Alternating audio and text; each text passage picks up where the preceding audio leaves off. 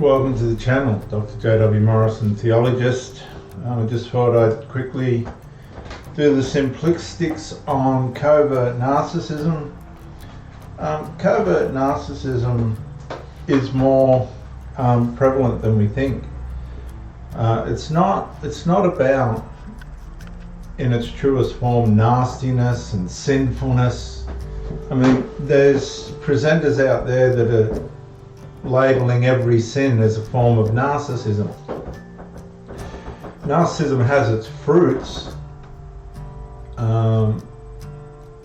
if it is coming out of the narcissism, but the sin will come out of anyway. Sin will come out of the sinful nature that we all have. When you look at relationships, a lot of people don't realize when they're performing narcissism. Now, it could be performed out of desperation. I've had several partners that have come through into the relationship like a rocket, covering all bases, all intimacy, all the making up jobs for themselves and all this other stuff. And when you know what it is, you go, how long is this person going to last? And they'll say to you things like, surely we should know each other by now. It's the same matrix. It works on the same matrix. And so you can see it coming. If you're aware of how it works, you can see it coming. And so with the love bomb phase, that's your way of knowing how bad the end's going to be. This is what I've figured out. How bad the end's going to be, or the trouble's going to be. If they come in strong, hot, like a missile, then the bigger the beginning is going to be the worse. The bigger the ending. And what will happen is, and this can be a problem for you, if you've got the discernment to be able to tell that this person's genuinely trying, but it's not going to work for them. If you can tell the narcissism working against them, they're not going to be aware of it a lot of the time. The clever ones are, but you can pick them out straight away. The poor old innocent ones that don't know that they're in narcissism, and it's just working covertly out of them. If you can't identify it, when they collapse, that's a smoothie full of nutrition after the workout. As they start to disintegrate, you can't help them. You can't love them enough. You can't guide them enough. You can't counsel them enough, because narcissism won't be counseled. It'll just take over. As they're disintegrating and heading for a reverse discard or a discard, there's not much you can do. And this is why men are walking away, and women, because people aren't characteristically making themselves aware of their personal shortcomings. They're not working out what it is inside them that's causing them to bring the relationship down. Now, these people will try and defeminize you or demasculinate you. I've had they try and demasculinize you emotionally. You get the odd one that tries to demasculinize you physically.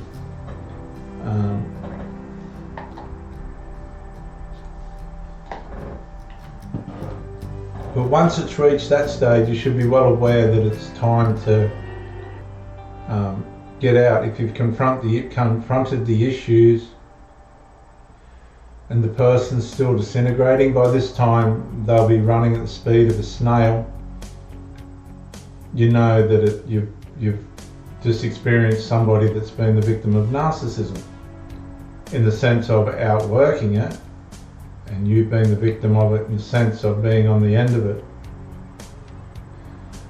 So the easiest way to describe it, and I'm sure Sam Vaknin would be happy with this, is number one, they come in hot and they want to impress, and a lot of the time it's genuine. Okay, they want the relationship, they want to impress, they want to do the right thing. But as time wears on and the narcissism gains momentum, they begin to fade. They begin to disintegrate. They begin to fall prey to the things that are going to undermine the love that they want to have. That's why, through my experience with women, I'm 60 years old and I've been with girls since the age of 8, intimately. I know that sounds crazy, but that's just how my life went. I was always interested in girls and they seem to be interested in me.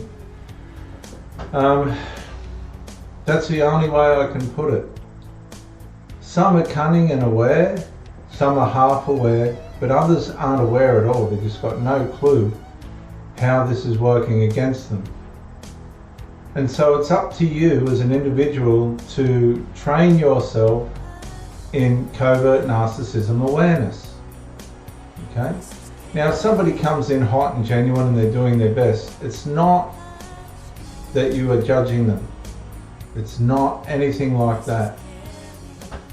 You're just making yourself aware of what might be the underlying power that could come in after this and begin to destroy what this person's trying to build. Because can you imagine somebody trying to build something, but at the same time they're pulling it down? There's a scripture, Proverbs 14:1. Proverbs 14:1. A wise person, or a wise woman, it says in the feminine, builds her house, but a foolish woman pulls it down. These people can shape shift between wisdom and foolishness, and that's where it throws you. One minute they're being wise, they're building. The next minute they're being foolish, they're destroying. And this is where it becomes difficult, because is this person wise or is this person a fool? Well, it's based on, are they building the relationship in all facets, or are they pulling it down? You can be building and pulling down at the same time. And you've got to be able to discern how it's all going to end up. Is it going to be a good building or is it going to be a poor building? You'll get the female covert narcissist that will try and condition you to visits of supply. And they won't say they love you or anything until you've discarded them. No word of love or anything like this until they've been discarded. Oh, I love you. Too late. Too late. Because when you won't be conditioned to their supply visits,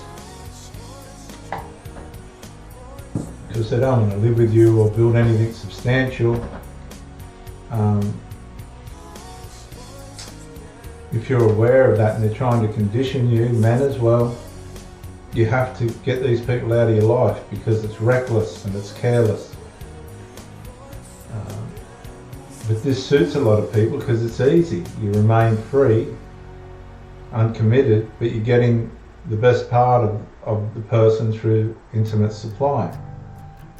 And the person that's been having the life sucked out of them like a vampire ends up eventually with all sorts of trouble in their mind and in their body as well.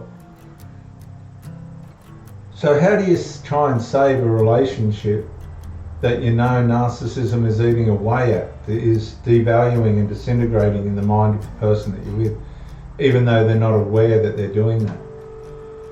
Well, all you can do is confront the issues as they arise. And if that person doesn't respond positively you have to decide over a period of time, you know they're not going to recover. You know that they're only going to become more of an antagonism and more of a frustration, and that's not healthy for you or healthy for them, and you just have to call it. You just have to say, this ain't going to work out. Now, does that mean they're a bad person? Does that mean they're being disingenuous? Does that mean they're deliberately doing it? No. This is how narcissism works in all of us if it gets a foothold. It just gradually disintegrates the mind and the purpose of the person that you're with within the relationship. And they end up alone. Some people will put up with them for 1, 2, 5, 10, 15, 20, 30 years, only to realise at the end of it that it was not a genuine loving relationship. I've had relationships with women and they've told me that they've had barriers and walls built up, several of them, and you pick it out and you go, look, this isn't healthy, and they push it and push it and push it, and then you have to tell them, they try and demasculinize you. They don't know they're doing it, and then they go. Then you have to tell them to go, or they go because they're not going to take it. And then you realise later that they tell you there's things that they weren't giving to the relationship for this reason and that reason, but you had the sense to be aware of it and not tolerate it. There's things that you just don't tolerate. So awareness is a big thing. They come in hot. You can't set the baseline at that level. You have to come down a bit and let them regulate, see how they regulate, and then if they start to go under that, then you know you're in trouble. But when that starts to happen, you have to have you just have to, the best way I describe it is detach according to their failure. If you've addressed an issue and they keep falling, then you need to detach. Issue, falling, failing, detach. So by the time the crash comes, you're going to be okay. It's not going to be traumatizing. I hope that makes sense. I hope that helps. Sometimes when the breakup happens, you don't want to see people get hurt, and you'll just maybe send a letter to or something, do something just to let them know that it's not personal, don't want you to be hurt or harmed, just didn't work out. Other times it's better just to go no contact, depending on how malicious the whole thing turns out. But you can never, ever, ever go back.